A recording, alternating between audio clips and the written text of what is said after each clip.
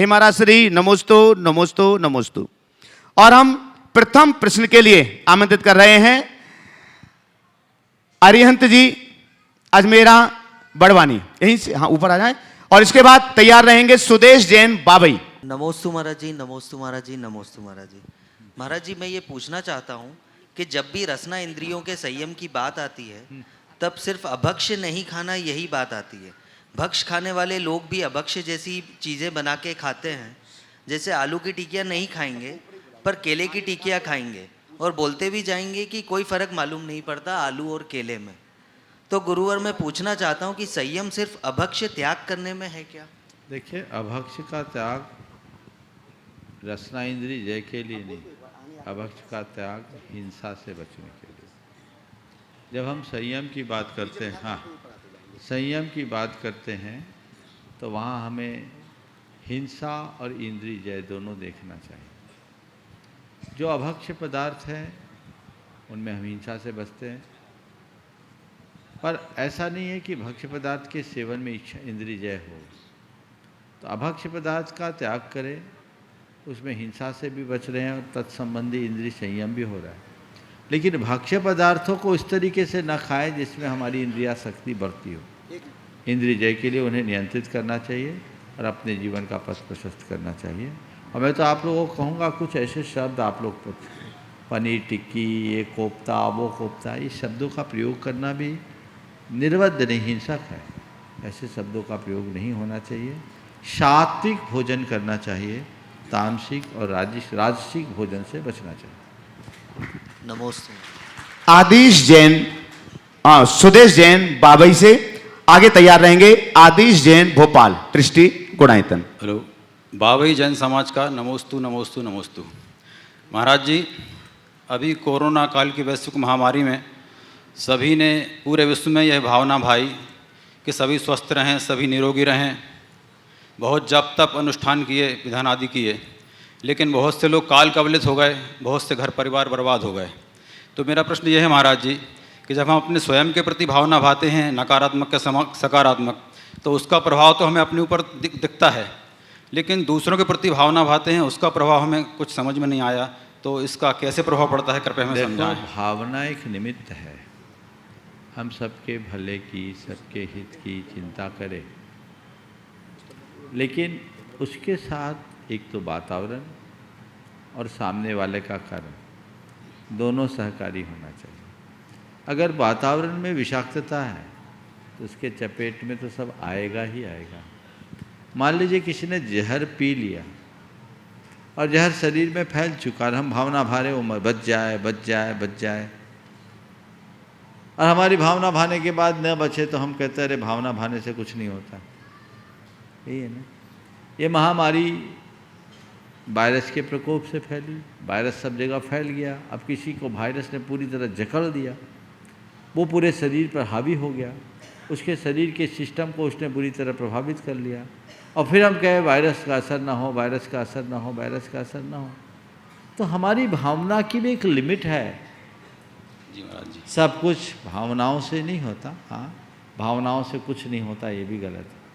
हम अपने मनोबल को ऊंचा बनाएं, और फिर आयु कर्म किसी के हाथ में नहीं है, इस बात को भी ध्यान रखें। नमोस्तु महाराज जी। आदिश जैन भोपाल ट्रस्टी गुणायतन। आगे तैयार रहेंगे दीपेंद्र जैन शतना।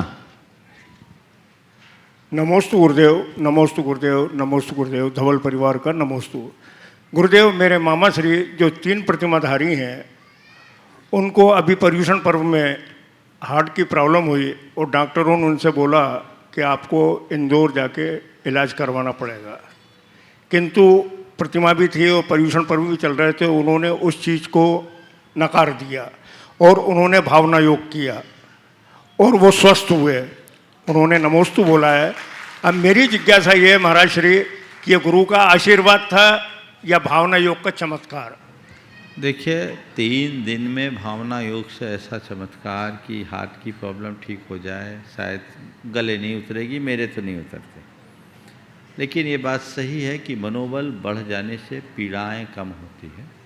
सामान्यतः जब हार्ट का अटैक आता है तो 1-2 दिन में एडजस्ट भी हो जाता है, नेचुरल प्रोसेस से हल्का फुल्का अटैक आता है।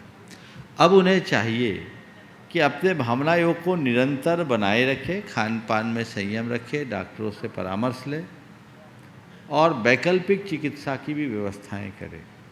चुंबक चिकित्सा से भी लोगों के ब्लॉकेज खुले हैं। कई लोग ऐसे हैं जो व्रती हैं, उन्होंने ऑपरेशन नहीं कराया, पर केवल चुंबकीय चिकित्सा से काम हो गया। और भी है, एक चिकित्सा पद्धति है जो सावला के नाम से है, डॉक्टर वीरेंद्र छाजेल, उनका डॉक्टर छाजेल का एक पूरी थेरेपी है जिसमें वो सर्जरी की तो बिल्कुल सख्त खिलाफ, मेडिसिन भी वो पसंद नहीं करते। वो पाँवों में पंपिंग करते हैं और उससे हार्ट की नसों को खोल देते हैं। और हमारी 3 ही आर्टरी नहीं है, कई आर्टरीज हैं। वो पूरा उन्होंने हमारे सामने अजमेर चातुर्मास में 2.5 घंटे का एक वर्कशॉप लिया था। तो हमें उन सब चीज़ों को भी देखना चाहिए और जब तक वैकल्पिक व्यवस्थाएं हैं तब तक हमें व्रतों को भंग करने वाली चिकित्सा से बचना चाहिए। नमोस्तु गुरुदेव। दीपेंद्र जैन सतना। और साथ में भावना योग निरंतर करते रहें। तैयार रहेंगे कपूर चंद जी कोटा। नमोस्तु महाराज जी। मेरा और मेरे परिवार की ओर से मुनि देव के चरणों में बारंबार नमोस्तु नमोस्तु नमोस्तु। कहते हैं महाराज श्री, सोच का फर्क है। समस्याएं हमें कमज़ोर नहीं बनाती बल्कि मजबूत बनाती हैं। महाराज जी, हम समस्याओं में हमेशा कमज़ोर बन जाते हैं, कृपा मार्गदर्शन करें। आपके प्रश्न में ही उसका उत्तर है, सोच का फर्क है। समस्या हमें कमज़ोर नहीं बनाती, मजबूत बनाती। तो अपनी सोच को सकारात्मक बनाओ, आत्मविश्वास को मजबूत बनाओ। देखो, समस्याओं को हावी होने से बचना है तो क्या करो? बहुत साधारण सा उपाय। अगर तुम्हारे सामने इतनी बड़ी समस्या है, मेरी उंगली को देखिएगा, तुम्हारे सामने इतनी बड़ी समस्या है तो क्या करो? खुद को इतनी बड़ी बनाने की कोशिश में लग जाओ। क्या बोल रहा हूँ? समस्या इतनी है तो इसको मत देखो, इससे मत जूझो। इतनी सी समस्या है तो अपने आप को इतना बड़ा बना लो, समस्या अपने आप छोटी हो जाएगी और जिसे तुम समस्या मान रहे हो वही तुम्हारे जीवन के लिए एक अवसर बन जाएगा। उसके लिए मनुष्य को सकारात्मक सोच और आत्मविश्वास से लवरेज होने की जरूरत है। नमोस्तु गुरुवर। कपूर चंद जी कोटा, संयोजक गुणायतन हड़ौती संभाग। तैयार रहेंगे शशि रमेश चंद जी जैन। मुनिराजों के चरणों में मेरा, मेरे परिवार का त्रिबार नमोस्तु नमोस्तु नमोस्तु। गुरुदेव, वेर एक ऐसा वायरस है जो हमारी आत्मा के सारे सॉफ्टवेयर और सिस्टम को करप्ट कर देता है। इसलिए क्षमा का एंटीवायरस अपने भीतर हमेशा इंस्टॉल कैसे रखें जिससे बीच बीच में बेरूपी वायरस को रिमूव कर सकें, कृपया मार्गदर्शन दीजिए। कौन सा वायरस बोला आपने? बेर। बैर। हम सुन रहे थे प्रेम। बिल्कुल ठीक है। ये जो वैर का वायरस है वो हमारे अंदर के सारे सिस्टम को करेक्ट करता है। और आपने बहुत अच्छी संगति बिठाई। क्षमा रूपी एंटी वायरस से उन सबको रिकवर किया जा सकता है। रिमूव कर सकते वायरस को रिमूव कर सकते हैं और जो कुछ करप्ट हुआ उसको भी रिकवर कर सकते हैं। ये उसमें बहुत बड़ी ताकत है। आज तो क्षमा का दिन है। हर व्यक्ति को ये समझना चाहिए, लड़ने का कोई अंत नहीं और लड़ने का कोई मज़ा नहीं, और क्षमा से श्रेष्ठ इस दुनिया में कुछ नहीं। इसलिए हमें हमेशा क्षमा भाव को धारण करने का प्रयास करना। नमोस्तु गुरुदेव। नमोस्तु। शशि रमेश चंद जी जैन। आगे तैयार रहेंगे उषा मालचंद जी सातपुते। हे गुरुवर नमोस्तु नमोस्तु नमोस्तु। हे गुरुवर, संकीर्णता सिर्फ बीमारी ही नहीं अपितु महामारी है। इसको दूर करने की कोई जड़ी बूटी नहीं होती। क्या हम इस बीमारी को कैसे दूर करें? संकीर्णता की बीमारी को कैसे दूर करें? सीधा सा सवाल। संकीर्णता की बीमारी को दूर करने के कुछ उपाय बताता हूँ। सबसे पहले व्यक्ति भावना योग करे, उसकी संकीर्णताएं कम होगी। दूसरी बात, ऐसे लोगों के चरित्र को पढ़े सुने जो व्यापक सोच के धनी हैं। तीसरी बात, ऐसे लोगों के संसर्ग में रहें जो बड़ी सोच रखते हैं। और चौथी बात, ऐसे लोगों से दूरी बना के रखें जो संकीर्णता से ग्रसित हों और हमें संकीर्ण होने की प्रेरणा देते हैं।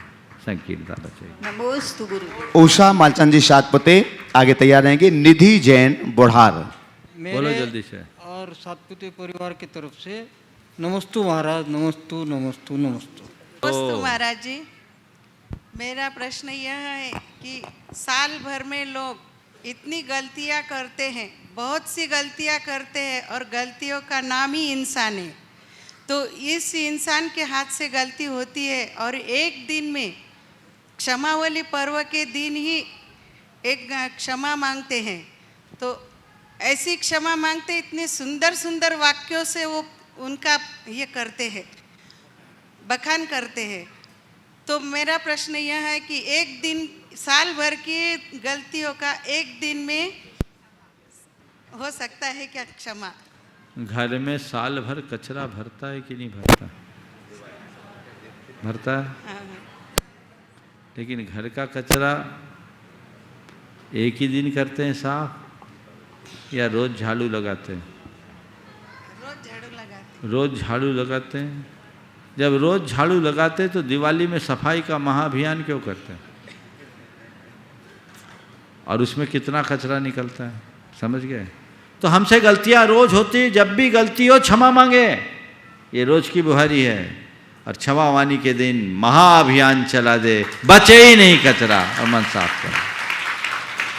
चलिए। निधि जैन बुढ़ार तैयार रहेंगे। विवेक जैन तारादेही। नमोस्तु गुरुदेव, नमोस्तु गुरुदेव, नमोस्तु गुरुदेव। विवेकी कभी मुग्ध नहीं होता और जल्दबाजी को कभी क्षुब्ध भी नहीं होती। विवेकी कभी लुब्ध नहीं, हाँ। मुग्ध नहीं होता। मुग्ध, हाँ। और जल्दबाजी में कभी क्षुब्ध भी नहीं होता। अनुकूलता प्रतिकूलता में वह अपने आप को संभाले रखता है, पर हम प्रतिकूलता में भी अपने विवेक को जागृत नहीं रख सकते। कैसे नहीं रख सकते? बहुत अच्छी बात है। विवेकी कभी मुग्ध नहीं होता और वह प्रतिकूलता में कभी क्षुब्ध नहीं होता। हम तो अनुकूलता में भी अपने विवेक को स्थिर नहीं रख पाते, तो प्रतिकूलता में अपने विवेक को स्थिर कैसे रखें? इसके लिए हमें सतत अभ्यास करना होगा। विवेक अंदर की चीज़ है। किसी किसी के यहाँ ये जन्मजात प्रतिभा के रूप में उभरती है, तो किसी को प्रयास पूर्वक ये उपलब्धि होती है। तो विवेक जन्मजात गुण भी है और विवेक स्वयं की प्रतिभा का निखरावा रूप भी है। मेरा विवेक सतत काम करता रहे, मेरा विवेक जागृत रहे, मेरा विवेक कभी मंद न हो, उसके लिए 4 उपाय बताता हूँ। सबसे पहले भावना योग के माध्यम से एक कमांड को बार बार दोहराएं। मुझे जागृत रहना है, मुझे जागृत रहना है, मुझे समझ रखनी है, मुझे समझ रखनी। इस आशय की बात को बार बार दोहराएं। दूसरी बात, कोई भी कार्य तुरंत न करें। मुझे कोई भी कार्य तुरंत नहीं करना, मुझे त्वरित प्रतिक्रिया नहीं करना। तो उसके लिए क्या करना? मुझे प्रतिक्रियाएं कम करनी। जब व्यक्ति प्रतिक्रियाएं कम करेगा या प्रभावित नहीं होगा, तो उसमें एक उपाय इसके दूसरे रूप में कह सकते हैं, मुझे चीज़ों से अप्रभावित रहना है। जब हम चीज़ों से अप्रभावित रहने की कला विकसित करते हैं, तो न चीज़ें हमें आकर्षित करके मुग्ध करेगी और न ही उद्वेलित करके क्षुब्ध करेगी। अनुकूल के प्रति हुआ आकर्षण हमें मुग्ध बनाता है और प्रतिकूल के प्रति होने वाला उद्वेलन हमें क्षुब्ध कर देता है। हमने अगर अपने भीतर अप्रभावित रहने की कला विकसित कर ली, तो ये चीज़ें हमारे जीवन में बहुत बड़ा बदलाव घटित करती है। सत्संग विवेक को जागृत करने का एक श्रेष्ठ माध्यम है। और तीसरा माध्यम है सत्संग के साथ स्वाध्याय। स्वाध्याय हम विवेक के बल पर स्वाध्याय के बल पर अपने विवेक को बढ़ा सकते हैं। और चौथा उपाय जो नित्य का है, समीक्षा। स्वयं की समीक्षा, रोज बैठे शाम को और सुबह से शाम तक की अपने सारे विचारों को रिकॉल करके देखें कि आज मैंने क्या सही किया, क्या गलत किया, और जो मैंने गलत किया उसमें मुझे कहाँ कहाँ बचना है और इसकी पुनरावृत्ति नहीं करना। वो हमारे जीवन को एक अनुभव का पुट देगा और अनुभव हमारे विवेक की पुष्टि का सशक्त माध्यम। विवेक जैन तारादेही आगे तैयार रहेंगे। सुभाष जी, CEO गुणायतन। नमस्ते महाराज जी। महाराज जी, मेरा प्रश्न है कि हमें साधु संतों के पास में जाकर क्या बात करना चाहिए, और स्वाध्याय करने के बाद में भी दिमाग में नहीं आता कि हम क्या बात करें। हर जगह जाते तो एक ही बात करते हैं कि हम निर्दोष सागर महाराज जी के परिवार से हैं, और दूसरी बात कोई दिमाग में नहीं आती, तो क्या करें? अरे निर्दोष सागर के परिवार के तुम थोड़ी, निर्दोष सागर तो हमारे परिवार के। हमारे परिवार से तो नाता टूट गया, समझ गया। कभी थे लेकिन तब वे निर्दोष सागर थे क्या जब तुम्हारे परिवार में थे? पवन भाई साहब। पवन भाई साहब थे ना, तो बोलो हम पवन भाई साहब के परिवार के जो अब निर्दोष सागर हो गए। अब निर्दोष सागर कौन के परिवार के आ गए? वे आचार्य विद्यासागर के परिवार। देखो बात सही है, ये तो स्वाभाविक है कि गर्व तो होता ही है। बड़े भाग्यशाली परिवार है जिनके परिवार से एक ऐसे प्रखर प्रतिभाशाली साधु हुए, और उसका गर्व सबको होता है। लेकिन ये मोह भाव नहीं होना चाहिए, भक्ति भाव होना चाहिए। साधु संतों के पास जाएं तो क्या बात करें, बहुत महत्वपूर्ण सवाल है। लोग इधर उधर की बातें करना ज़्यादा पसंद करते हैं। साधु संतों का समय बर्बाद नहीं करना चाहिए, उनसे अपने जीवन की हित की बात पूछनी चाहिए और उनके उपदेशों से अपने आप को कृतार्थ करना चाहिए। उनसे बात करके पाना तो बहुत दूर की बात है, हम उनके दर्शन से भी बहुत कुछ पा सकते हैं। हमेशा साधु जीवन को अपने जीवन का आदर्श मानकर साधु मार्ग के पर चलने का उत्साह जगाना चाहिए।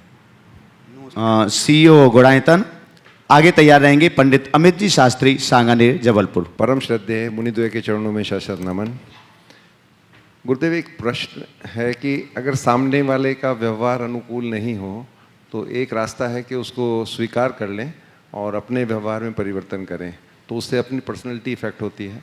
और दूसरा तरीका है कि उनके व्यवहार में चेंज आ जाए, ऐसी भावना भाए। तो गुरुदेव किस रास्ते पे चलें? देखिए, सामने वाले का व्यवहार कैसा है हमारे हाथ में नहीं है, पर हमें अपना व्यवहार कैसा रखना है ये तो हमारे हाथ में है।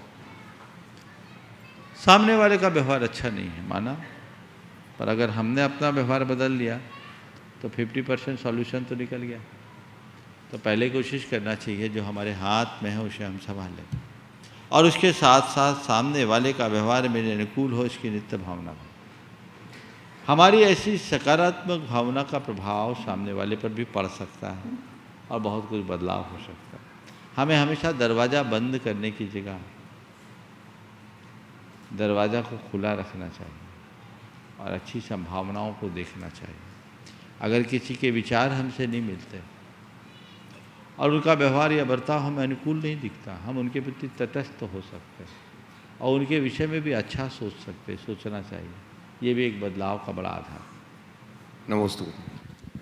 पंडित अमित जी शास्त्री, सांगानेर, जबलपुर। और आगे तैयार रहेंगे स्वीटी जैन, ललितपुर।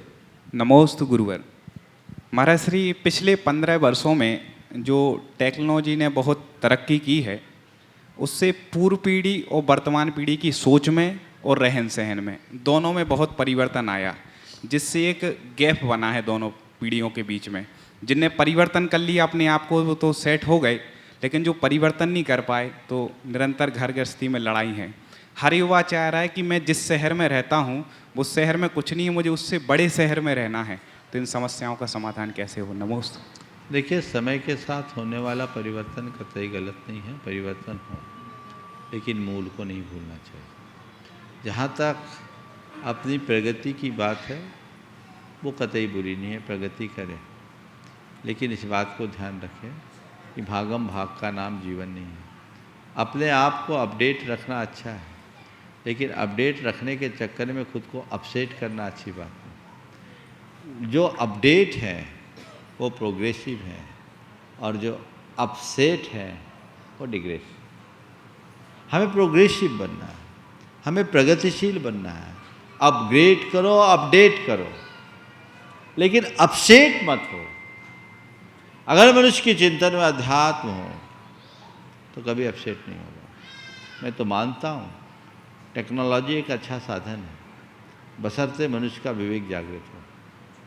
जिसका विवेक जागृत है वो टेक्नोलॉजी का इस्तेमाल करके अपने जीवन को एक नई दिशा दे सकता है। टेक्नोलॉजी का निर्माण ही मनुष्यों की सुविधा के लिए, लेकिन जिनका विवेक ही नष्ट हो जाए वो क्या करेंगे? आज उसी के पीछे लोग अपसेट हैं। अपने अंदर की तृष्णा भी बढ़ रही है, लालसा भी बढ़ रही है। तो अपने माइंडसेट को ठीक बनाए रखने के लिए हमें अध्यात्म से जुड़ना पड़ेगा। अध्यात्म हमारे भीतर आत्मानुशासन प्रकट करता है, हमारे विवेक को जागृत करता है। वो जब तक नहीं हो तब तक हम अपने जीवन का पथ प्रशस्त नहीं कर सकते। नमोस्तु। स्वीटी जैन ललितपुर आगे तैयार रहेंगे। Doctor K M. गंगवाल पुणे। मेरे आराध्य गुरुदेव के चरणों में बारंबार नमोस्तु नमोस्तु नमोस्तु। हे गुरुदेव, मेरी शंका है, आज जो सही है शायद वो कल सही नहीं होगा, लेकिन हम कल में जीते हैं, तो हम अपने आप को समय की धारा के साथ कैसे बदलें? कृपया मार्गदर्शन देखिए, करें। जिन्होंने आज का सही उपयोग नहीं किया, अपने आज को खोया और अपना आने वाला कल खराब किया, उनको देखो। और जो अपने समय का उपयोग करके आगे बढ़े उनको देखो।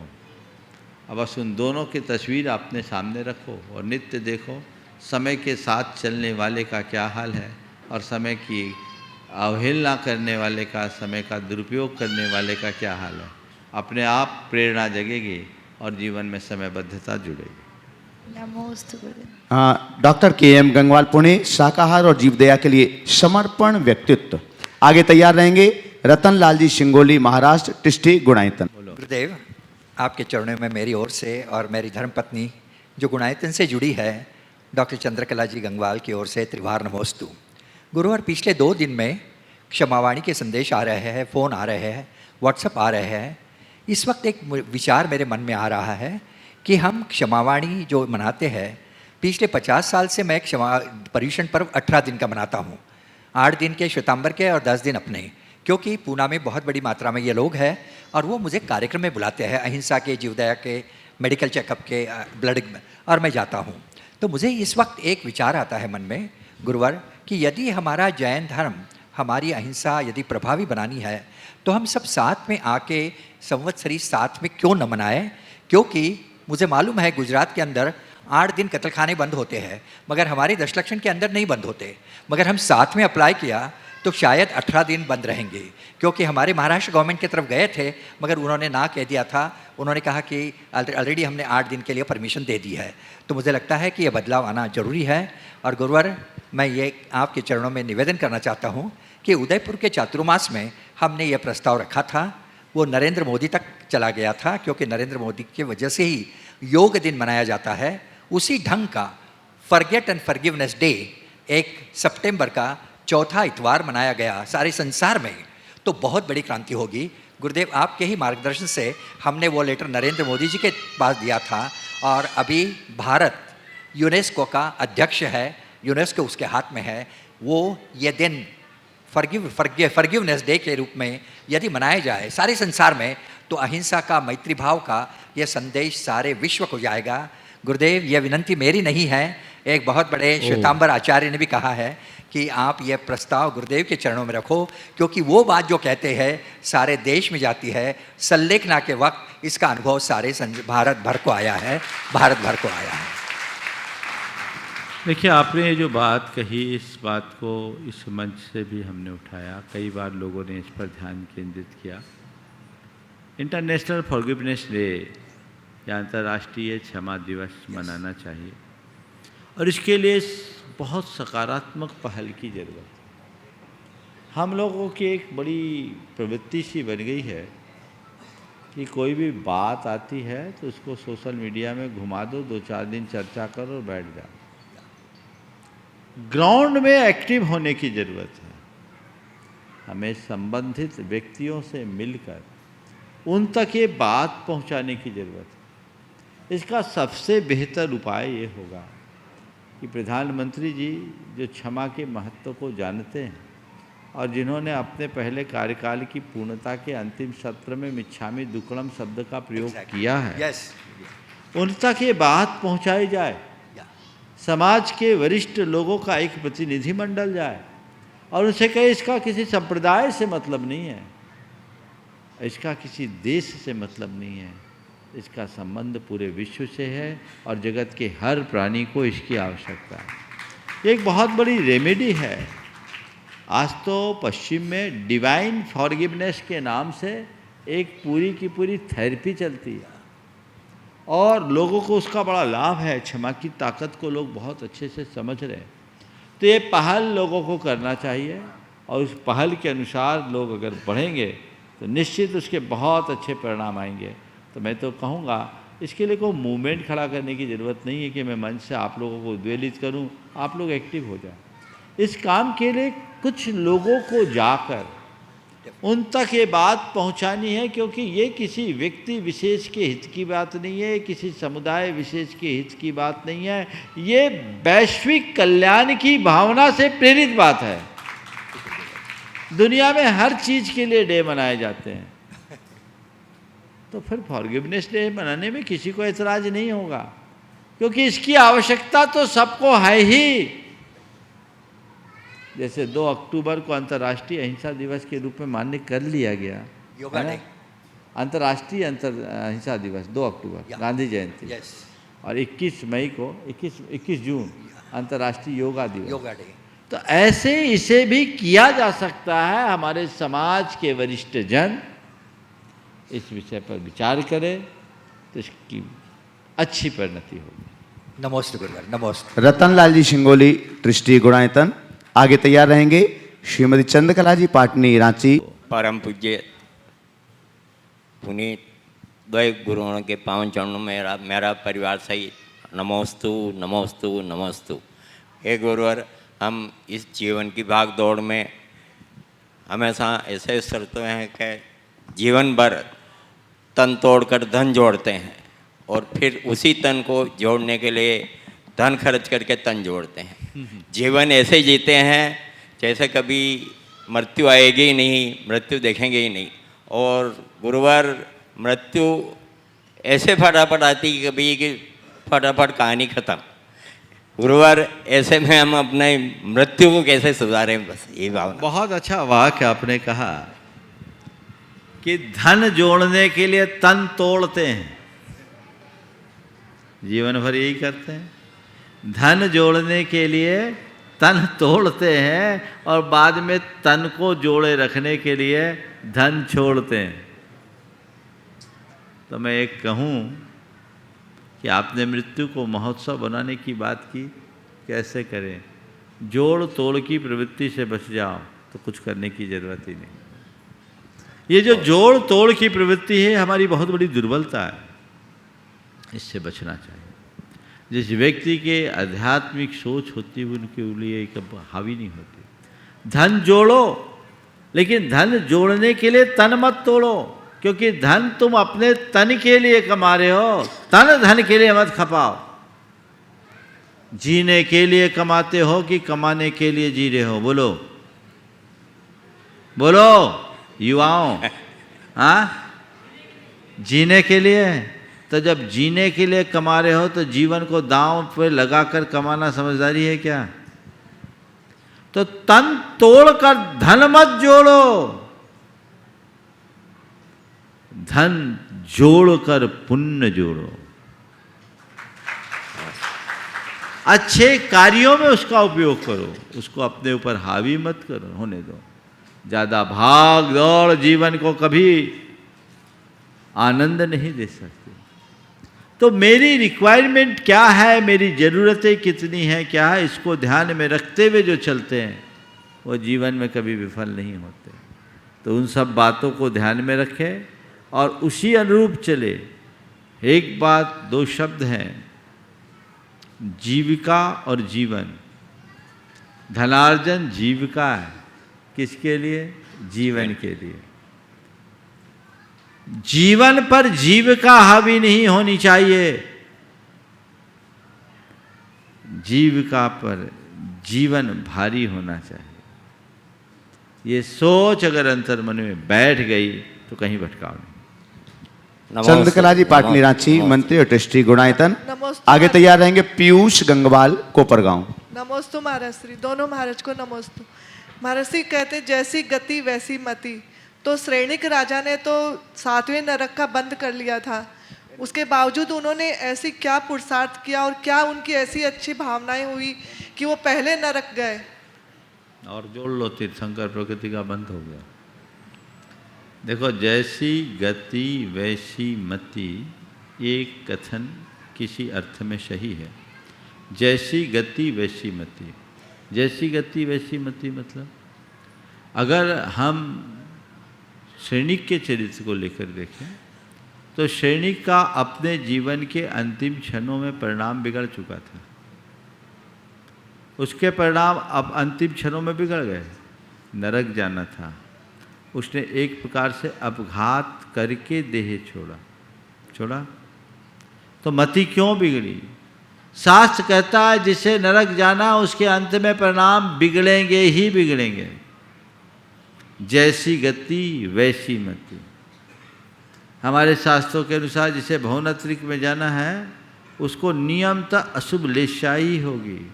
जैसी गति वैसी मति। हाँ, पर ये मति पूरे जीवन वैसी हो नहीं। गलती करके इंसान सुधर सकता है। सम्राट सैनिक ने नरकायु का बंध किया था जब मुनिराज पर उपसर्ग किया था, और वही सैनिक बाद में पश्चाताप किया, भगवान का सानिध्य पाया, बहुत कुछ बदल दिया। लेकिन अब नरक जाना था तो अंत में उसको तो फिर डगमगाना ही पड़ा। तो ये बात है कि हम अपने अज्ञान से पाप बांधते हैं, पर उन पापों का बहुत अंश अपने ज्ञान से छीन भी कर सकते। पीयूष जी गंगवाल, कोपरगांव। आगे तैयार रहेंगे प्रेमचंद जी प्रेमी, कटनी। गुरुदेव के चरणों में कोटि कोटि नमोस्तु। गुरुदेव, ब्रांडेड चीज़ें व्यापारी दुनिया का सबसे बड़ा झूठ होती है, जिसका असल उद्देश्य तो अमीरों से पैसे निकालना होता है, पर गरीब और मध्यम वर्ग उससे सबसे ज़्यादा प्रभावित होते हैं। इन कंपनियों का पैसा विदेशों में जाता है और भारत के छोटे मोटे व्यापारी बेहाली से गुजरते हैं। तो गुरुजी, हम जैसे युवा पीढ़ी को मार्गदर्शन करें कि ऐसी स्थिति में हम ऐसा क्या करें कि भारत को सोने की चिड़िया बनाने में हमारा भी सहयोग हो और छोटे मोटे व्यापारी भी समृद्ध हो। एक संकल्प अगर प्रत्येक भारतीय ले ले, बी इंडियन बाय इंडियन, स्वदेशी को महत्व देने लगे। हम भारतीय हैं, केवल भारतीयता को पसंद करेंगे, भारतीय को पसंद करेंगे। अगर ये सोच विकसित हो, जब चाहे थोड़ी बहुत आती है, बाद में फिर लोग उसी ढर्रे में चले जाते हैं। लोगों को चाहिए सुविधा, ये सुविधा दुविधा का कारण है। और आज जिस तरह का ट्रेंड चल रहा है, सब चीज़ें ऑनलाइन होते जा रही है। ऐसा लगता है कि आने वाले दिनों में पूरे देश का व्यापार चंद धनपतियों के हाथ में रहेगा, बाकी सब लोग नौकरी करके उनके गुलाम बनेंगे। तो उसके जिम्मेदार आप हो। आप अपनी स्वल्प सुविधा के पीछे सब चीज़ें ऑनलाइन पसंद करते हैं। उनमें तुम जैसे युवाओं को ज़्यादा है, उनको सुविधा दिखती है, कुछ हुआ फट से अपने फ़ोन से मैसेज किया, चीज़ आ गई। प्रवृत्ति से बदलो। हम वस्तु खरीद रहे हैं, इसके साथ कईयों का पेट भी भर रहा है। अगर उस चैनल से हम काम करते हैं तो एक प्रकार का लोकोपकार भी है। अब लोग सब्जी जैसी चीज़ें भी ऑनलाइन मंगाने लगे तो आम आदमी का जीवन कैसे चलेगा? उनका निवाला छीनकर हम अपने जीवन को कैसे आगे बढ़ाएंगे? हम तो आप लोगों से कहते हैं थोड़ी बहुत महंगी भी हो तो भी हमें व्यापकता से सोचना चाहिए और सबके हित को ध्यान में रखकर खरीद बिक्री का काम करना चाहिए। ये सोच अगर सबकी बन जाए तो बहुत बड़ा बदलाव घटित हो सकता है। हाँ, प्रेमचंद जी प्रेमी, कटनी। आगे तैयार रहेंगे लता जी गंगवाल, गया, मंत्री गुणायतन। मुनि द्वय के चरणों में त्रिवार नमोस्तु। गुरुदेव, अभी 17 सितंबर को जबलपुर में आचार्य श्री के समक्ष अधिवेशन था देवोदय महासंघ का, जिसमें मुझे अध्यक्ष के रूप में, बीरेन जी मालथोन सागर वालों को महामंत्री के रूप में और राकेश लाला जी अशोकनगर वालों को कोषाध्यक्ष के रूप में चुना गया। गुरुदेव, हम पूरे देवोदय महासंघ की पूरी टीम आपसे आशीर्वाद चाहती है कि ऐसे ही काम हमारा आगे भी चलता रहे, गुरुदेव, पिछले साल कोरोना काल में कहीं से कोई आशा नहीं थी, लेकिन आपके मंच से, आपके आशीर्वाद से प्रेरणा पाकर लोगों ने 6 करोड़ 30 लाख रुपए हम लोगों ने बांटा। 5.5 करोड़ रुपए आपके आशीर्वाद और प्रेरणा से आया।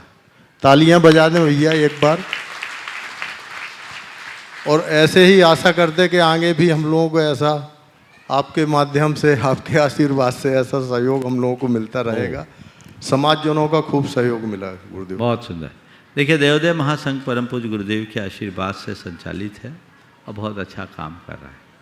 हम आप सब तो निमित्त हैं।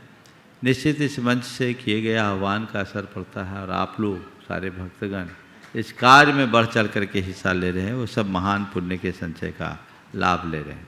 जहाँ तक आपके लिए देवोदय महासंघ का दायित्व मिलने का सवाल है, मैं तो समझता हूँ एक योग्य व्यक्ति के कंधे पर यह दायित्व है। और अब अभी तक आप जिस तरीके से लगे रहे और अन्य कार्यों में जिस तरीके से लगे, मुझे पूरा विश्वास है कि देवोदय महासंघ में भी आप अपने आप को साबित कर पाओगे। और साथ ही आपकी जो टीम है, चाहे वीरेंद्र हो, चाहे राकेश भाई और पूरी टीम, आपकी कमेटी, उसे व्यवस्थित करे और देवोदय महासंघ को एक ऐसा स्वरूप दे कि वो महासंघ करुणा की कविता का एक रूप धारण कर सके, हर गौशालाओं को इतनी सुंदर और सुव्यवस्थित बना सके ताकि वहाँ जाकर देखकर हर व्यक्ति का हृदय आनंद से भर जाए। ऐसा प्रयास सबको करते रहना चाहिए और समाज से भी मैं अपेक्षा करूँगा कि उनके हाथ मजबूत करें। लता जी गंगवाल गया, मंत्री गुणायतन। आगे तैयार रहेंगे सुशील जी पहाड़िया, जयपुर। गुरुजी, दोनों गुरुजी के चरणों में सशत बंधन। और जब से गुणायतन में आए हैं, अगर गलती हो गई उसकी क्षमा याचना। गुरुजी, हमारे शास्त्रों में लिखा है क्षमा मांगना या क्षमा करना ठीक बात नहीं है। तो हमें समझाइए गुरुजी, हम कुछ कंफ्यूज हो रहे हैं। खटपट न करें और अटपट भी न करें, हम कैसे सीख पाएंगे? क्षमा करना और क्षमा मांगना दोनों ठीक नहीं है। जिस शास्त्र में पढ़ा, पहले वो शास्त्र तो ले आओ, तब उत्तर दे। अब तुम्हारा प्रश्न ही अटपट है तो खटपट का क्या होगा? और ये सब लटपट बन गया है और ये सब चटपट के काम में हो गया है, समझ गए ना? तो पहले उस प्रसंगों को सामने लाओ, तब उसका उत्तर दूंगा। क्षमा हमारा धर्म है, हमें क्षमा मांगना और क्षमा करना। जब तक व्यवहार प्रवृत्ति, हाँ, जिन्होंने कहा है वो इस सेंस में कहा होगा कि मांगना और करना ये भी प्रवृत्ति है। अंतर में डूब जाओ तो न मांगने का सवाल है न करने का सवाल है। लेकिन वो हमारे आपकी भूमिका की बात नहीं है, योगियों की बात है, उसे यहाँ मत जोड़ो। चलो। हाँ, सुशील जी पहाड़िया, जयपुर। नमोस्तु गुरुजी। नमोस्तु गुरुदेव, नमोस्तु। महाराज जीवन के इनके सवाल से लोगों को थोड़ी सी, हाँ, एक बार जोरदार तालियां बजा दो। हाँ, बोलो। जीवन के हर अनुष्ठान की सफलता के लिए जो जैन धर्म में जिनको जीवन 10 लक्षण बोला है धर्म के, और अन्य धर्मों में भी इन्हीं को करीब घुमा फिरा के लिखा गया है। तो किसी भी अनुष्ठान की सफलता के लिए इनके 10 लक्षणों की विपरीतता का त्यागना आवश्यक है और इनको ग्रहण करना आवश्यक है। तो उसमें क्षमा भी एक है। तो क्षमा तो पहला ही आवश्यक है, उसको फिर 10वीं पीढ़ी के बाद में जाके और आज 12वें दिन जाके उसको क्षमा को वाणी के रूप में क्यों लाना पड़ा? बहुत सुंदर। कि देखिए, क्षमा से तो हमने धर्म की आराधना की, फिर क्षमा मानी क्यों? वो इसलिए कि हमने जो अपनी सर्जरी कराई है वो सक्सेस हुई है या नहीं, इसकी परीक्षा कर ली। 10 दिन में धर्म की आराधना की और 10 दिवसीय धर्माराधना में हमने क्या की? अपनी आत्मा की सर्जरी की। हमने क्षमा को सुना, मृदुता को सुना, एक एक गुणों को सुना और के प्रतिपक्षी को भी सुना। उसके बाद चुना क्या? 10 दिन मैंने धर्म कर लिया, अब मेरे भीतर धर्म घटा या नहीं?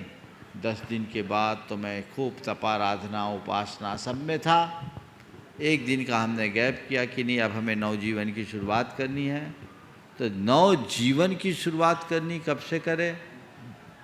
तो उसकी पहली शुरुआत क्षमा से करें। समझ गए? आप लोग बही खाता लिखते हो,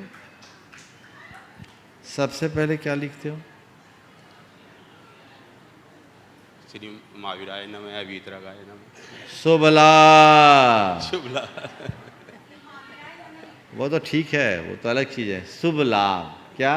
शुभ लाभ माने अब मेरे इस नव जीवन की शुरुआत हुई। 10 धर्म की धर्म आराधना के बाद आज से मैं अपने नए जीवन की शुरुआत कर रहा हूं, तो पहले अपना अकाउंट सेटल करूंगा। क्षमा खम्मामि सब जीवानाम सब्वे जीवा खमंतु में, ये भाव है। महाराज जी, क्या ये एक थोड़ा विनोद की बात है कि कहीं ऐसा भी नहीं है कि 10 दिन पूरे हो गए, क्षमा करो बाबा जी, दुकान जाना है? हाँ, वो भी हो सकता है। ब्रह्मचारिणी निधि दीदी आरोन आगे तैयार रहेंगे। डॉक्टर एम के पाटौदी अजमेर, उसके पूर्व बंधु हम आपके लिए बतला दें, जो भी एस के पाटौदी अजमेर, जो भी ऑनलाइन प्रश्नों को भेजते हैं, अभी पर्वराज पर्यूषण होने की वजह से आपके प्रश्न नहीं लिए गए, लेकिन आप उन प्रश्नों को अवश्य भेजिएगा।